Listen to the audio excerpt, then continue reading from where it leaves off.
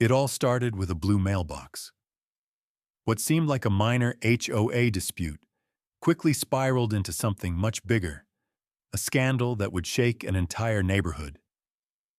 Ethan Carter, a high school senior, lived with his mother, Charlotte Carter, a highly respected state prosecutor in Maplewood Estates, a quiet suburban community. With 15 years of courtroom experience, Charlotte was known for taking down some of the most dangerous criminals in the state. But even she never expected that her next major case would begin right at her doorstep. One morning, the doorbell rang at 7 a.m. Standing there, tapping her foot impatiently, was Nancy Whitmore, the HOA president. With bright red nails matching her lipstick, she shoved a notice into Charlotte's hand. "Your mailbox is an unauthorized color. The fine is $47, due next Friday." Charlotte glanced at their freshly painted navy blue mailbox. "What exactly is wrong with it?" she asked. "It violates HOA Code 39.2b. All external fixtures must be approved colors," Nancy responded with a fake saccharine smile. Charlotte frowned. She had read the guidelines. There was no list of banned colors. That was the moment she knew something wasn't right. Charlotte wasn't the type to let things slide, especially when something didn't add up. As a seasoned prosecutor, she believed in evidence and due process, and right now, the HOA had provided neither. After Nancy left, Charlotte went through the HOA documents she received when they moved in. Nowhere did it say that navy blue mailboxes were prohibited. That afternoon, she sent a polite email requesting the official list of approved colors. Days passed. No response.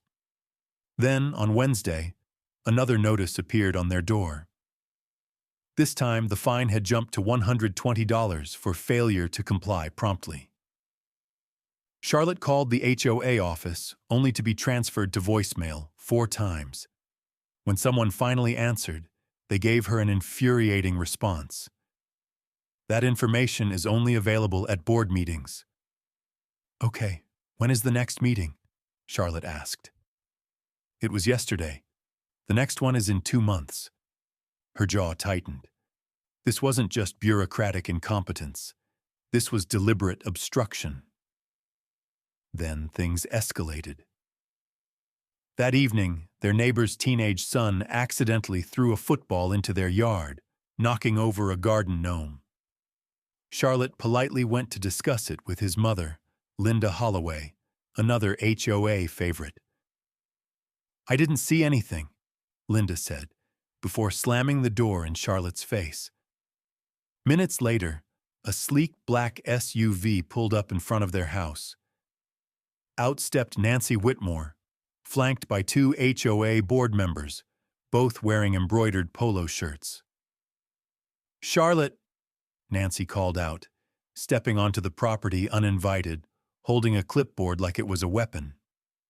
"These fines need immediate attention. We're here to collect payment." Ethan watched from the window as his mother squared her shoulders, her stance shifting into courtroom mode. Calm, controlled, but unyielding. "I've been trying to reach you for days," Charlotte said. "I'd like to see the specific bylaw prohibiting navy blue mailboxes." One of the men, a tall, stocky figure, stepped forward. "The board has discretion to determine aesthetic violations. Pay now, or we'll place a lien on your property." Charlotte took a step forward, her voice steady. "Are you an attorney, sir?" Because placing a lien requires specific legal procedures, not empty threats on someone's front lawn. The man's face reddened. Nancy's fake smile disappeared. "You have 3 days to pay, or things will become very unpleasant for you," Nancy hissed before turning on her heel. As the SUV disappeared down the street, Ethan turned to his mother. "Mom, doesn't this seem like bullying?" Charlotte's expression was unreadable, but Ethan knew that look. It was the same one she had before going after corrupt politicians. She pulled out her phone and made a call. "Derek, I need a favor. Look up every complaint ever filed against Maplewood Estates HOA and find out who owns those properties they've seized." She hung up, a slow smile forming. Let's see just how deep this rabbit hole goes. Charlotte spent the next 2 days digging deep into the HOA's records. What she found made her blood run cold. Over the past year, 3 families on their street had suddenly sold their homes for way below market value. Each had been bombarded with HOA violations, accumulating thousands of dollars in fines before eventually being forced to sell. And the buyers? A company called Whitmore Holdings, LLC. "Nancy Whitmore," Charlotte whispered, her grip tightening on the paperwork. The HOA president wasn't just enforcing rules. She was running a real estate scam. She sent a formal request for a hearing, citing state laws. But instead of a response, the harassment escalated. Friday morning, Ethan woke up to a strange clicking sound outside his window. Peeking through the blinds, he saw Nancy Whitmore, camera in hand, taking pictures of their house. The flower beds, the porch, even the gap between their garbage cans. "Mom," Ethan hissed. Charlotte was already dressed for work, in her charcoal gray sending people to jail suit. She stormed outside, her voice dangerously calm. "Nancy, what exactly are you doing on my property?" Nancy flinched, nearly dropping her expensive camera. Then, regaining her composure, she smirked. "Documenting violations. It's my duty as HOA president." Charlotte folded her arms. "What violations?" Nancy glanced at her clipboard. "Your lawn is 0.3 inches too high. Your garbage cans were visible for 15 minutes yesterday. Your garden hose isn't properly stored. And of course, the mailbox remains unauthorized." Charlotte's eyes narrowed. "How exactly did you measure my grass?" With a dramatic flourish, Nancy pulled a precision lawn height gauge from her purse. Charlotte took a slow, deep breath. "Nancy, let me be very clear. You are trespassing. If you step onto my property again without legal cause, I will file a harassment complaint against you. Now get off my lawn." Nancy's smirk faltered. But then she did something unexpected. She laughed. "You think the law protects you? The HOA makes the rules here, Charlotte. Pay your fines or face the consequences." She turned and strutted away. That night, things got worse. At 8 p.m., Charlotte's water suddenly shut off. When they checked the main valve outside, they found fresh scratch marks around the shutoff switch. Someone had tampered with it. At midnight, Charlotte's car alarm blared. When she checked, she found a deep scratch running the length of the driver's side. By morning, their garbage was the only one left uncollected on the street. Then, at noon, the doorbell rang. A courier handed Charlotte a certified letter from the HOA. Total fines due, $2,300. And if she didn't pay by Friday, they would vote to place a lien on her home. Ethan saw the fire in his mother's eyes as she grabbed her phone. "Derek, pull every case we've ever prosecuted on intimidation tactics. I want everything on RICO laws and real estate fraud." She hung up, her jaw set. They just made their biggest mistake. By now, Ethan knew this wasn't just about a mailbox. It was about power, corruption, and intimidation. But what happened next proved just how far the HOA was willing to go. The night before the emergency HOA meeting, someone left a dead bird on their porch. Charlotte didn't flinch. She calmly grabbed her phone and snapped a picture. "Mom, this is serious," Ethan whispered. "I know," she said. "That's why we're going to shut them down." Instead of fear, Ethan saw determination in his mother's eyes. She called Detective Ramirez, an investigator she worked with in the prosecutor's office. "Ramirez, I need a full background check on Maplewood Estates security personnel. Also, find out if any complaints have been filed about Whitmore Holdings, LLC." The next morning, the harassment hit a new level. At 8 a.m., Charlotte received 3 new HOA violation notices shoved under their door. Porch light too bright. Non-standard welcome mat, unauthorized occupancy of a garden gnome replacement. When Charlotte saw that last one, she laughed out loud. "They're getting desperate," she said. Ethan wasn't sure how she could still find humor in the situation, but something told him she wasn't just amused. She was ready. That night, Charlotte dressed for battle. Her courtroom suit, her trial-ready expression, and a folder full of evidence. "I want to come too," Ethan said. "I've seen everything that's happened." Charlotte hesitated, then finally nodded. "Stay close to me," she said. When they arrived at the packed Maplewood Estates Community Center, Nancy Whitmore sat at the front table like a queen on her throne. By her side was Linda Holloway, smirking as they whispered and pointed at Charlotte. The room fell silent when Charlotte walked in. Ethan noticed something strange. Neighbors avoided eye contact, some even shifting uncomfortably in their seats. Fear. Mr. Rodriguez, their friendly neighbor, leaned in and whispered, "You shouldn't have come. Nancy's been bragging all day about how she's going to make an example of you." Charlotte gave him a reassuring nod. "That's exactly why I'm here." When she signed up to speak, Ethan saw Nancy roll her eyes. Moments later, the sign-up sheet mysteriously disappeared. Instead, the board spent 45 minutes discussing garden gnome regulations and pool hours, conveniently running out of time, until an elderly man in the back stood up. "Catherine Morgan hasn't had her turn," he called out. Nancy's face tightened. "This isn't on the agenda," she snapped. Charlotte held up the rulebook. According to HOA Bylaw Section 4.3, residents may address grievances during open comments. Nancy's eyes flashed with anger. That's when Ethan noticed 2 large men in black polo shirts stepping toward them. HOA security, and one of them had something on his belt that made Ethan's blood turn to ice. A taser. The room was dead silent as the 2 HOA security guards moved closer. Ethan's heart pounded as he saw the taser clipped to one of their belts.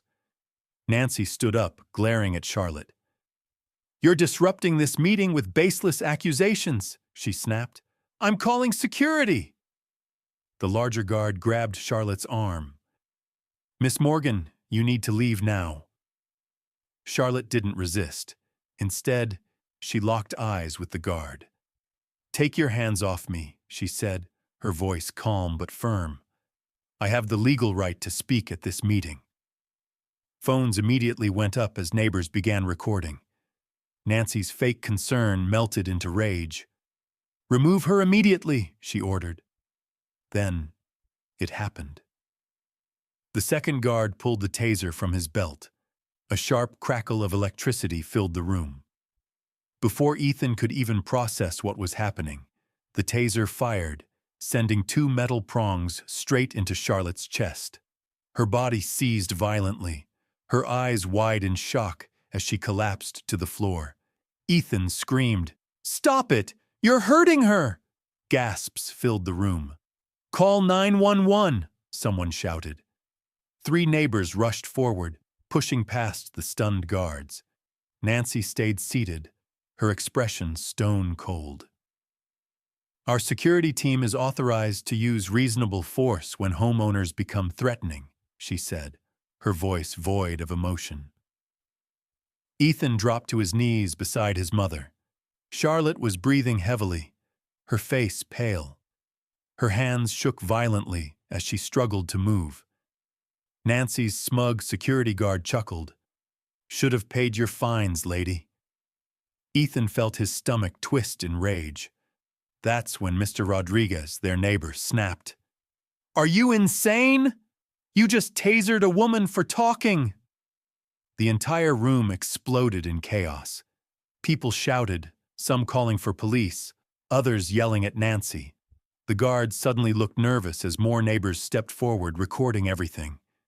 Then, from the floor, Charlotte whispered something. Phone. Ethan fumbled into her back pocket and pulled out her phone. Call. Judge Wilson. Then, Detective Ramirez. As he dialed, another voice cut through the chaos. Who exactly did you just assault, Mrs. Whitmore? Asked Mrs. Gomez, their elderly neighbor. Nancy rolled her eyes. Just another entitled homeowner who thinks the rules don't apply to her. Mr. Rodriguez turned to the crowd. That's Cumberland County's Chief Prosecutor Charlotte Morgan, the woman who took down the West Side Gang and put 3 corrupt politicians behind bars last year. The entire room froze. Even Nancy's security shifted uncomfortably. One of the guards leaned in and whispered to Nancy. Her smug expression disappeared instantly, and then sirens wailed outside. Red and blue lights flashed through the windows. Detective Ramirez stepped through the doors, his badge flashing under the fluorescent lights. He took one look at Charlotte on the floor, then at the taser-wielding guard. Arrest him! The security guard who tasered Charlotte froze. His smirk vanished as 2 uniformed officers grabbed him, yanking his hands behind his back. Wait! He stammered. I was following orders. Detective Ramirez's eyes burned with fury. You assaulted the chief prosecutor of Cumberland County in front of 50 witnesses on camera. You're under arrest for assault and reckless endangerment. As the officers hauled him away, the second guard took a slow step backward, raising his hands. I didn't do anything, he blurted. You detained and physically removed a resident from a public HOA meeting without legal cause, Ramirez snapped. That's unlawful detainment. You're coming too. The second guard's face turned white as cuffs snapped onto his wrists. Nancy Whitmore finally stood up, her face flushed with panic. This is a misunderstanding, she cried. She was being aggressive. I felt threatened. A murmur of outrage spread through the room. She was just talking, Mrs. Gomez shouted. You're done, Nancy, another neighbor yelled. Charlotte, still on the floor, took a deep breath and forced herself to sit up. Ethan helped steady her, but she was already reaching for her phone. Judge Wilson, she said into the receiver, her voice hoarse but firm. I need an emergency court order. HOA records need to be seized immediately. I have probable cause to believe that Nancy Whitmore and several board members are engaged in real estate fraud, harassment, and racketeering. Nancy staggered back, eyes wide. You can't do that, she stammered. Charlotte's gaze hardened. Watch me. The next morning, detectives and forensic accountants stormed the Maplewood Estates HOA office. Computers, filing cabinets, and stacks of documents were confiscated. Neighbors gathered on their lawns, watching in awe as police officers carried out box after box of evidence. Nancy tried to rush inside, but an officer blocked her. I need to— No, you don't, Detective Ramirez said coolly. Step back, Mrs. Whitmore. She swallowed hard. That afternoon, Charlotte returned home from the hospital, still bruised but unshaken. As she stepped out of the car, she saw neighbors waiting, some holding flowers, others holding HOA violation notices of their own. Ethan noticed tears in Mrs. Gonzalez's eyes as she clutched a folder of fake fines. They fined me $3,000 for planting unauthorized roses, she whispered. 3 days after I refused to sell my house to them. Mr. Patel held up threatening letters he'd received. They wanted my house, he said. Tried to fine me into foreclosure. One by one, neighbors stepped forward. Stories of intimidation, harassment, and financial ruin poured out. Charlotte listened to every single one. Then she turned to Detective Ramirez and said, "We're going after them all." By Monday morning, the case had exploded into a full-blown criminal investigation. The state attorney's office got involved, and news stations ran the footage of Charlotte being tasered at the HOA meeting. The headline? HOA president tasers prosecutor over a mailbox and gets exposed for fraud. Detective Ramirez and his team dug deep into HOA financial records. What they found was even worse than Charlotte expected. Nancy and 3 board members had created a fake property management company that bought foreclosed homes at a discount. They fined residents into selling their homes below market value, then flipped them for massive profits. Over $3 million had been laundered through shell companies, all traced back to Nancy Whitmore. But the most shocking discovery? The security guard who tasered Charlotte wasn't even licensed. He was Nancy's nephew, fresh out of prison for aggravated assault. And this wasn't his first time using the taser. Evidence showed he had used it on at least 4 other homeowners who resisted the HOA's demands. The following Friday, Charlotte stood on her driveway, bandages still covering her chest, as she addressed the press. Today, the Cumberland County Prosecutor's Office has filed 37 charges against 5 members of the Maplewood Estates HOA board, she announced. Criminal conspiracy, fraud, falsifying records, assault, practicing law without a license, multiple civil rights violations.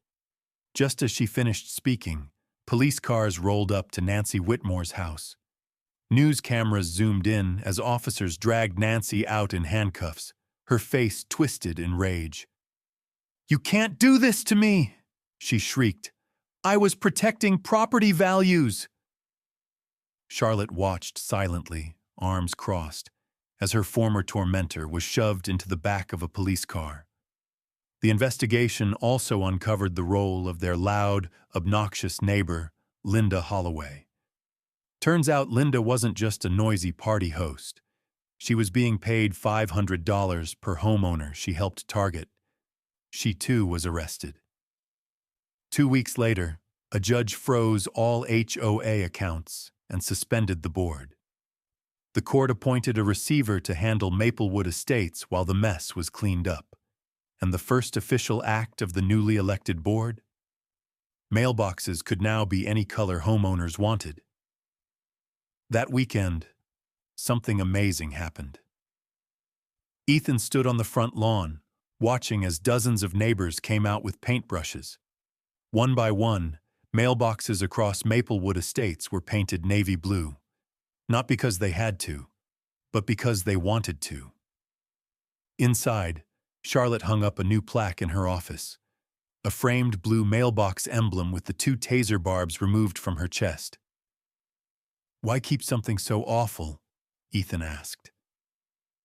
Charlotte smiled softly. "To remind me that standing up to bullies is always worth it, even when it hurts." Charlotte's battle with the HOA wasn't just about a mailbox. It was about power, greed, and standing up to injustice. Too often, bullies like Nancy Whitmore get away with their schemes because people are too afraid or too exhausted to fight back. They count on people giving in, assuming no one will challenge them. But Charlotte refused to back down. She knew that rules exist for a reason, not to be manipulated for profit, but to protect people's rights. Her story is a reminder that knowledge is power. When facing unfair treatment, the strongest weapon isn't anger, it's the truth. In the end, it wasn't just Charlotte's victory. It was a victory for her entire community. By standing up, she gave others the courage to fight back too. And sometimes, the smallest battles, like a navy blue mailbox, can lead to the biggest changes. HOAs can be great for maintaining property values, but some use intimidation and fake violations to control and exploit homeowners. If you suspect your HOA is corrupt, here's how to fight back. 1. Know your rights. Read your HOA bylaws carefully. Many HOAs depend on homeowners not knowing the rules. 2. Document everything. Keep copies of notices, emails, and violations. Take photos and videos of any harassment or selective enforcement. 3. Attend meetings.